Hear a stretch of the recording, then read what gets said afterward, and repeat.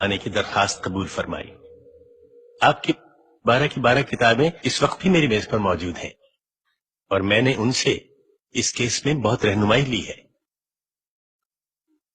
یہ فرمائیے کہ شرعی نقطۂ نظر سے کیا ایک مسلمان لڑکی کا غیر مذہب میں نکاح جائز ہے؟ اہل کتاب میں جائز تو ہے، لیکن ایسا نہ ہو تو بہتر ہے۔ وضاحت فرمائیے گا۔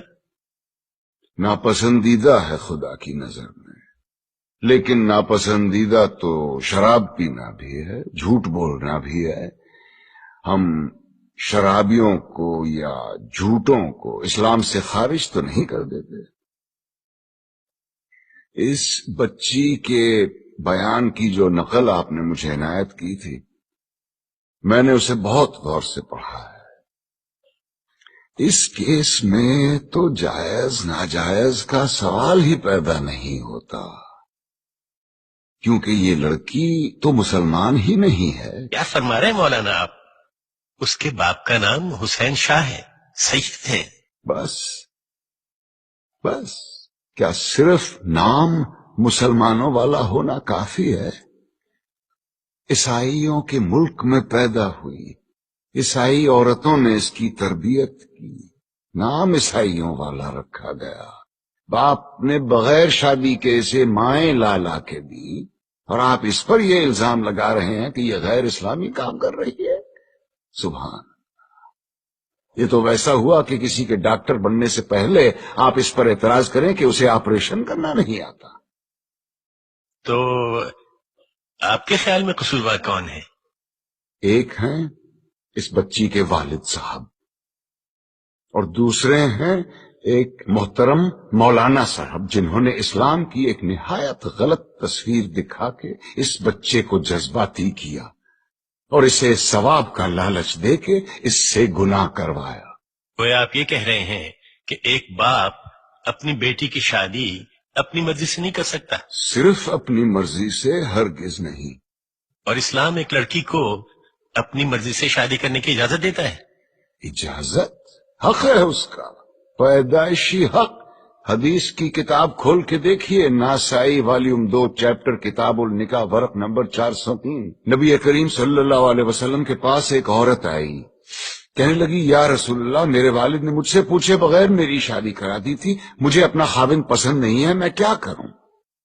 ایک لمحے کا توقف کیے بغیر آپ نے فرمایا میں ابھی تمہارا نکاح ختم کیے دیتا ہوں۔ وہ بولی بس رسول اللہ، مجھے طلاق نہیں چاہیے، میں صرف اپنا حق معلوم کرنا چاہتی تھی۔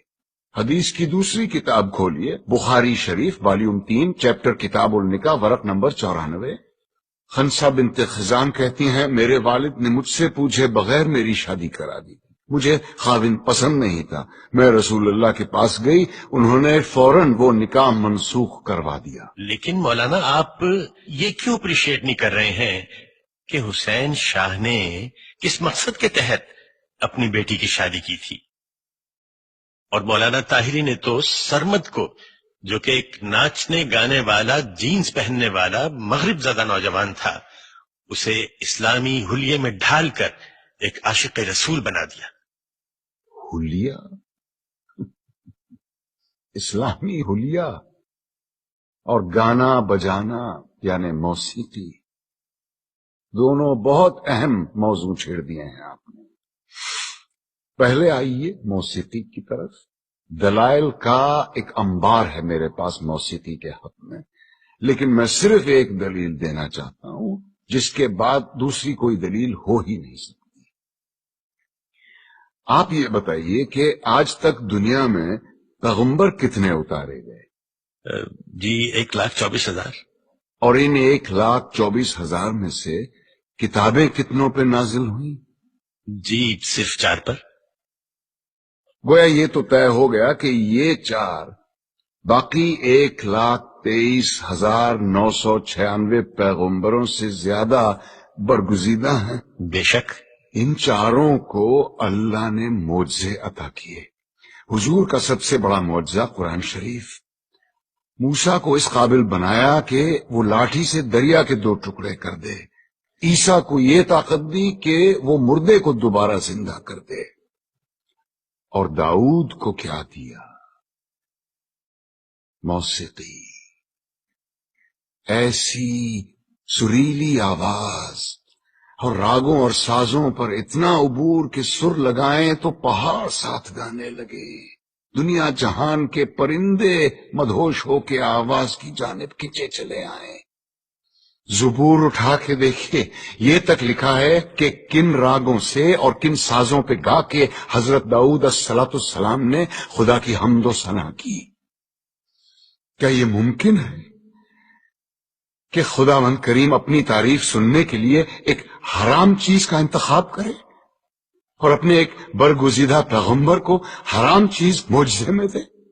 کیا یہ ممکن ہے کہ نبی کریم صلی اللہ علیہ وسلم موسیقی کو حرام بھی سمجھیں اور حضرت عائشہ رضی اللہ عنہا سے یہ بھی پوچھیں کہ بارات جس قبیلے میں گئی ہے وہ انصار ہیں اور انصار موسیقی کے بہت رسیا ہوتے ہیں، کیا تم نے بارات کے ساتھ کچھ گانے والیاں بھی بھیجی ہیں یا نہیں؟ کیا یہ ممکن ہے کہ وہ موسیقی کو حرام بھی سمجھیں اور ابو موسیٰ اشعری کی قرت سے خوش ہو کر اس سے یہ بھی کہیں کہ لگتا ہے تمہارے گلے میں تو داؤد کا ساز رکھ دیا گیا ہو؟ اب آئیے حلیے کی طرف۔ آپ نے کہا جنس زدہ نوجوان یا اسلامی حلیہ۔ افسوس، صد افسوس، ہم نے معاشرت اور مذہب کو آپس میں کیسا گڈ مڈ کر دیا ہے۔ لباس کا تعلق معاشرت سے ہے، مذہب سے بالکل نہیں۔ یہ کیسے ممکن ہے کہ ایک ایسا دین جو بقول ہمارے ساری کائنات اور تمام زمانوں کے لیے اتارا گیا، وہ لباس کے لیے کسی ایک خاص یونیفارم پر اصرار کرے؟ اور ہم اتنے معصوم ہیں کہ الاسکا کے برفیلے میدانوں میں یا نیوزی لینڈ کی منجمد پہاڑوں میں بھی اگر کوئی اسلام قبول کرے تو ہم اس سے کہیں گے کہ اسلام کی تعلیمات تو ہوتی رہے گی، پہلے شلوار پہنو اور اسے ٹخنوں سے اوپر رکھو۔ اور یہی رویہ ہمارا داڑھی کے سلسلے میں بھی ہے۔ لیکن داڑھی تو مولانا آپ نے بھی اتنی لمبی رکھی ہوئی ہے۔ الحمدللہ، مگر اپنی مرضی سے رکھی ہے، دین نے فرض نہیں کی مجھ پہ۔ دین میں داڑھی ہے، داڑھی میں دین نہیں۔ سنت موقدہ ہے، رسول اللہ کی تھی، جو عاشق رسول ہے وہی داڑھی رکھتے ہیں۔ بالکل درست فرمایا آپ نے، لیکن داڑھی عشق کا آغاز نہیں، انتہا ہے بیٹے۔ عشق جب انتہا کو چھوتا ہے تو عاشق کا جی چاہتا ہے کہ وہ بھی دکھنے میں اپنے محبوب جیسا بن جائے۔ کیا خوب کہا ہے کسی پنجابی صوفی شاعر نے، سیو نی مینو رانجھا آکھو، ہیر نہ آکھو کوئی۔ کہیں ہم غلطی تو نہیں کر رہے ہیں کہ عاشق کا پہلا قدم عشق کی آخری سیڑھی پہ رکھوا رہے ہیں؟ کیا وجہ ہے بیٹے کہ اتنے لمبی لمبی داڑھیوں والے 3-3 4-4 حج کیے ہوئے حاجی صاحبان اسمگلنگ کرتے یا جھوٹ بولتے عام نظر آتے ہیں؟ وجہ یہ ہے کہ مجھ جیسے ناسمجھ عالم سارا زور داڑھی رکھنے اور شلوار پہننے پر ہی دیتے ہیں۔ کہیں ہم غلطی سے عاشق رسول کے بجائے عاشق ابو جہل تو نہیں پیدا کر رہے ہیں؟ کیونکہ داڑھی تو ابو جہل کے بھی تھی، لباس بھی وہی تھا جو رسول اللہ زیب تن فرماتے تھے۔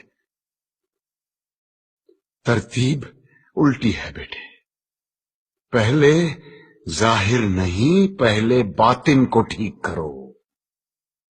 اندر آگ لگاؤ، باہر خود بخود آئے گی، ورنہ یہی ہوگا کہ لوگ حرام کی کمائی جیب میں ڈالے حلال گوشت کی دکان ڈھونڈتے پھر رہے ہوں گے۔ اسلام یا میوزک اور اسلام یا پتلون میں سے یا نکال دو۔